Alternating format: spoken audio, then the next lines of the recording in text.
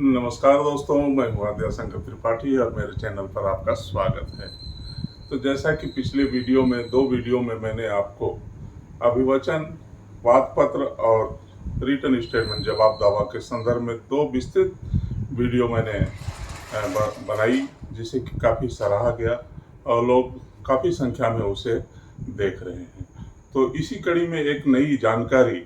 मैं आपके समक्ष आज लाया हूँ और ये जानकारी हम शुरू करें इससे पहले आप मेरे इस चैनल को सब्सक्राइब कर लें, क्योंकि आप सब्सक्राइब करते हैं तो हमारा सब्सक्राइबर फैमिली बढ़ता है और चैनल ग्रो करता है। तो दोस्तों, जैसा कि पिछले दो वीडियो में मैंने आपको CPC व्यवहार प्रक्रिया संहिता की आदेश 6, आदेश 7, आदेश 8, इन तीनों ही आदेशों में जो रूल रेगुलेशन है उनके बारे में बताया था और किसी भी सिविल मुकदमे के जो आधार स्तंभ होते हैं आदेश 6 से शुरू होते हैं, इस बात का भी मैंने जिक्र किया था। आदेश 6 में कुल 18 नियम बनाए गए हैं दोस्तों, और इन 18 नियमों में वो उस सिविल केस का पूरा फाउंडेशन होता है, वो सारे तत्व समाहित उसमें होते हैं और किन किन चीज़ों को एक सिविल सूट में, एक व्यवहारवाद में, एक दावा में होना चाहिए, इन सब चीज़ों का वर्णन आदेश 6 में ही किया गया है। तो होता क्या है दोस्तों कि हड़बड़ी में और कम अनुभव के कारण और ज्ञान की कमी के कारण छोटे जगहों में होता क्या है कि अनुभवहीन लोग होते हैं, खुद से मुकदमे की पैरवी करना चाहते हैं, या बहुत अनुभवशाली वकील लोग नहीं होते हैं, तो उस हड़बड़ी में मुकदमा तैयार करके न्यायालय में पेश कर देते हैं। तो जब मुकदमा तैयार करके पेश कर देते हैं दोस्तों, तो जो एक बार मुकदमा किसी अदालत में आ जाता है तो जो अभिवचन, जो ड्राफ्टिंग आपने किया है अपने मुकदमे का, उसमें जो बातें हैं उन बातों पर ही आपको आपके केस का निर्णय होगा। और यदि सभी तथ्यों का समुचित रूप से सभी आवश्यक और सारवान जो तथ्य हैं आपके केस से रिलेटेड, उन तथ्यों को अगर आपने सही ढंग से अपने सूट में, सिविल सूट में नहीं अभिवचनित किया है, नहीं ड्राफ्ट कराया है या नहीं किया है, तो उसका खामियाजा क्या होगा कि आगे चल करके आप केस हार जाएंगे और आपके केस में, आपके पक्ष में कोई फैसला नहीं आएगा। तो अगर आपसे ऐसी कोई गलती हो गई है या आपके अधिवक्ता से कोई ऐसी त्रुटि हो गई है, या आपने जब मुकदमा तैयार कराया था उसमें कुछ ऐसी बातें थीं जो आपके मुकदमे में आने चाहिए थीं और उसका लिखा जाना आवश्यक था, और वो ऐसी बातें थी, ऐसी तथ्य थी जो कि आपके उस मुकदमे के निराकरण में आवश्यक और सहायक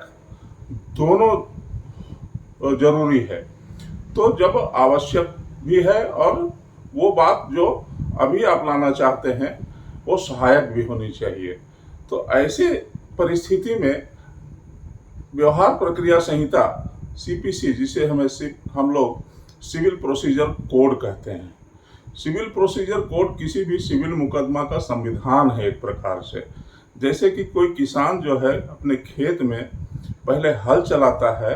और उसके बाद उसमें बीज लगाता है, फिर उस बीज अंकुरित हो जाते हैं तो उसकी निदाई करता है, उसके घास पतवार निकालता है, जब बड़े हो जाते हैं तो एक प्रक्रिया है अंत तक, जब तक कि उसके हाथ में फसल हाथ में नहीं आ जाती। उसी प्रकार से सिविल प्रोसीजर कोड एक सिविल केस को लड़ने की प्रक्रिया है, जिसमें आदेश 1 पक्षकार बनाए जाने से लेकर के, नोटिस करने से लेकर के, जवाब देने से लेकर के, गवाही देने से लेकर के, आपके निर्णय की डिग्री से लेकर के सारी चीज़ों का उल्लेख व्यवहार प्रक्रिया संहिता में किया गया है। तो आज हम बात कर रहे हैं कि यदि आपका कोई दावा त्रुटिपूर्ण हो गया है, कोई बात जो उसमें आनी चाहिए थी वो बात नहीं आई है, तो उसके लिए आपको परेशान होने की ज़रूरत नहीं है, उसमें किसी भी प्रकार का घबराने का ज़रूरत नहीं है। आदेश 6 नियम 17 ऑर्डर 6 रूल 17 में ये प्रोविजन है कि आपका जब केस चल रहा है तो उस चलने की अवधि में किसी भी स्टेज में आप जो है एक एप्लीकेशन ऑर्डर 6 रूल 17 आदेश 6 नियम 17 के तहत अदालत में प्रस्तुत कर सकते हैं और अदालत जो है उस आवेदन पत्र में आपके विपक्षी पार्टी का जवाब लेगी और जवाब लेने के बाद 99% चांस ये रहता है कि आपका संशोधन अदालत मंजूर कर लेती है। तो ये जो संशोधन है सिर्फ वाद पत्र में नहीं कर सकते हैं, यही चीज जो है रिटर्न स्टेटमेंट जवाब दावा में भी अप्लाई करता है। आपने हड़बड़ी में और बेचैनी में अगर कोई जवाब दावा बिना किसी वकील के सहायता से खुद ही जो बना लिया, खुद ही पैरवी करने लग गए कि मुझे सारी केसों की जानकारी है, कंडिकावार दावा आया है, नोटिस मिली, नोटिस के साथ दावा की कॉपी भी होती है, आप बैठ गए घर में कागज कलम लेकर के आप जवाब दावा बना लिया। अब उसमें विधि संबंधित बहुत सारी चीजें होती हैं, तथ्य संबंधित बहुत सारी चीजें होती हैं, कुछ आंकड़ों का खेल होता है, कुछ कपट का उसमें उल्लेख होता है। तो बहुत सारी चीजें हैं जिसको एक विधि का जानकार, एक वकील ही जानता है। तो पहली बात तो आप ऐसी गलती करें ना कि खुद ही जो है उसमें आप जवाब दावा रिटर्न स्टेटमेंट बना करके प्रस्तुत कर दें और आगे जा करके आपके मुकदमे में उसका नुकसान झेलना पड़े। जैसा कि पिछले वीडियो में मैंने बताया था कि मुकदमा शुरू होने से पहले ही मुकदमा खत्म हो जाता है, तो उसमें बहुत सारी त्रुटियां करती हैं। और 7-11 के बारे में मैंने वो वीडियो आपको बताया था। तो इन सब सारी चीजों को ध्यान शुरू में ही जब आप अभिवचन कर रहे हैं, किन चीजों का, या तो अपने सिविल सूट का या फिर अपने जवाब दावा का, रिटर्न स्टेटमेंट का, या फिर प्रति दावा का, तो जब इन सब चीजों को आप बना रहे हैं तो बहुत धैर्यपूर्वक, ध्यानपूर्वक सभी समुचित तथ्यों का और सभी आवश्यक तथ्यों का उसमें समावेश होना चाहिए। और अगर आपका कोई त्रुटि हो गया, कोई उसमें गलती हो गई, तो ऐसा नहीं है कि उसे सुधारा ना जा सके। न्यायालय की अनुमति से आदेश 6 नियम 17 के तहत आप उस मुकदमे को सुधार सकते हैं और उसको फिर से पटरी पर ला सकते हैं, फिर से उसको लाइन पर ला सकते हैं। तो कब सुधार सकते हैं, किन किन त्रुटियों को सुधार सकते हैं? तो ऐसे तथ्य जो उस समय आपकी जानकारी में नहीं थे जब आप मुकदमा बना रहे थे, उस समय किसी दस्तावेज का आपके पास अभाव था या उस दस्तावेज की आपको जानकारी नहीं थी, और मुकदमा के चलते रहने के दौरान during pendency in the court case आपको ये पता चलता है कि ये मेरे केस से रिलेटेड है और ये तथ्य जिसका मैं संशोधन करना चाहता हूँ, और इस तथ्य के संशोधन से हमारे केस के वास्तविक निराकरण में सहायता मिलेगी। और न्यायालय को भी ये मामला सद्भाविक लगना चाहिए, मेलाफाइड लगना चाहिए सद्भाविक लगना चाहिए, ताकि वो देखे कि भाई ये जो संशोधन लाया गया है, इस संशोधन से कोई ऐसी चीज तो नहीं है जो विपक्ष को नुकसान पहुंचा देगी। तो उन परिस्थितियों पर भी हम अभी बात करेंगे कि किन किन परिस्थितियों में संशोधन नहीं लाया जा सकता है। हम बात कर रहे हैं संशोधन लाने की, तो या तो कोई नई जानकारी आपके सामने आ जाए, कोई नया दस्तावेज आ जाए, या कोई ऐसा तथ्य जो पुराने समय में आपने भूल से, चूक की वजह से आपके अभिवचन में छूट गई है, उन चीज़ों को आप अपने संशोधन में आदेश 6 नियम 17 के तहत ला सकते हैं। कोई संख्या छूट गई हो, कोई टंकण त्रुटि हो गई हो, या पक्षकारों के पता में कोई चीज़ की कमी रह गई हो, तो इन सब बातों को आप अपने सूट में आदेश 6 नियम 17 के तहत संशोधन कर सकते हैं और किसी भी प्रकरण पर कर सकते हैं, किसी भी स्टेज में कर सकते हैं। और ये केवल आप अपने सूट में, ये वाद पत्र में या जवाब दावा रिटर्न स्टेटमेंट में नहीं, अपितु अपील के स्टेज में भी कर सकते हैं। उसमें बस देखना यही है कि उससे उसका नेचर, उसका प्रकृति उस केस का न बदल जाए। प्रकृति बदल जाएगी तो फिर आपको उस केस को संशोधन करने की अनुमति नहीं मिलेगी। तो दोस्तों, ये भी परिस्थितियां हैं जिन परिस्थितियों में आपको ये संशोधन करने की अनुमति नहीं मिलेगी। यदि आपने ऐसा संशोधन चाहा है जिस संशोधन से विपक्षी पार्टी को इतना बड़ा नुकसान हो जाएगा कि उसकी भरपाई जो है रुपयों पैसों से नहीं की जा सकती है। तो अदालत ऐसी परिस्थिति में उस संशोधन को स्वीकार नहीं करेगी। या फिर आपने ऐसा संशोधन कोई चाहा है जो अदालत ने इशूज जो बनाए हैं, विवादित जो बनाए हैं, वाद प्रश्न जो बनाए हैं, उसके निराकरण में, उसको सॉल्व करने में आपका संशोधन कोई सहायता न करता हो, सिर्फ अनावश्यक रूप से जो है आपने प्रकरण को डिलेट करने के लिए लगाया है, तो वो नज़र में आ जाता है कि भाई आप प्रकरण में आवश्यक विलंब करना चाहते हैं और इससे किसी भी वाद प्रश्न के निराकरण में कोई सहायता नहीं होगी। तो उस स्थिति में भी आपका संशोधन नामंजूर हो जाएगा। प्रकृति का तो मैंने जैसे आपको बताया ही है कि नेचर ही चेंज हो जाए किसी केस का, किसी जवाब दावा का, रिटर्न स्टेटमेंट का, तो फिर भी आपको संशोधन की अनुमति नहीं मिलेगी। तो दोस्तों, इसके अलावा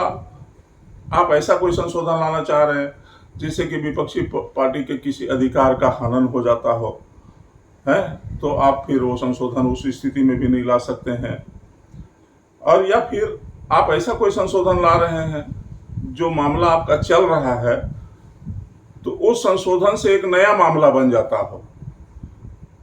प्रकट रूप से, तो वैसा संशोधन भी आप नहीं ला सकते हैं। तो इन संशोधनों को अदालत देखती है कि आपके संशोधन क्या वास्तव में प्रकरण के निराकरण के लिए आवश्यक है और क्या वास्तव में आपसे कोई भूल हुई है, कोई त्रुटि हुई है, तो फिर आपको संशोधन की अनुमति मिलती है। तो जब आपको संशोधन की अनुमति मिल जाती है दोस्तों, तो पहली बात तो इस आदेश की कोई अपील नहीं होती है, इस आदेश की कोई अपील नहीं होगी। और आदेश 6 नियम 18, जब आपको संशोधन की अनुमति मिल जाएगी तो या तो न्यायालय जो है आपको समय दे देती है कि आपका ये संशोधन स्वीकार किया गया है, आप इसको 3 दिन के अंदर, 5 दिन के अंदर, 7 दिन के अंदर, 10 दिन के अंदर इसको संशोधित कर ले में। वैसे जो नियम है वो 14 दिन का है, लेकिन कभी कभी न्यायालय इसमें समय दे देती है। अब आदेश 18 में जो प्रोविजन है दोस्तों, वो क्या है कि यदि आपको न्यायालय ने संशोधन की अनुमति तो दे दी, लेकिन आपने निर्धारित अवधि में उस संशोधन को किया नहीं, भूल गए, तो क्या होगा? तो फिर वो आदेश समाप्त हो जाएगा, आप फिर उस आदेश से संशोधन नहीं कर पाएंगे। इसलिए इसमें बहुत जरूरी है कि जिस दिन संशोधन का आदेश आपके पक्ष में आया है, आप निर्धारित अवधि से पहले आपको उसमें लिखना होगा। संशोधन का मतलब ये नहीं कि आपको केस को वापस कर देगा और दूसरा केस आप बना करके आप उसमें देंगे। आपका जो सूट है, आपका जो दावा है, उसी दावे में एक कागज पर जो आपने संशोधन जिस कंडिका में चाहा है या जो अतिरिक्त कंडिका आपने चाहा है, उसको लिख करके उसमें चिपकाएंगे और आदेश दिनांक इतना इतना के अनुसार इस संशोधन को किया जा रहा है, उसको आप वो लिखित करेंगे, अपने हस्ताक्षर करेंगे। तो ये संशोधन की प्रक्रिया है। सामान्यतः लाल स्याही से इसे किया जाता है। और निर्धारित अवधि में आपने नहीं किया तो सामान्यतः फिर से एक रिक्वेस्ट किया जाता है, सामान्य आवेदन फिर से दिया जाता है और कोर्ट उसको मान जाती है। लेकिन करना ये चाहिए कि जिस दिन न्यायालय ने संशोधन का आदेश दिया है उससे उस तारीख तक उसको संशोधित कर देना चाहिए। तो दोस्तों, आज हमने जाना कि यदि हमारे सिविल सूट में, दावा में या रिटर्न स्टेटमेंट में किसी भी प्रकार की कोई त्रुटि हो गई है, कोई गलती हो गई है जिससे कि हमारे मुकदमे को नुकसान पहुंच रहा है या हम केस हार जाएंगे, तो आदेश 6 नियम 17 के तहत हम अपने उस मुकदमे को, अपनी उस गलती को, अपने उस भूल को, अपने उस चूक को सुधार सकते हैं।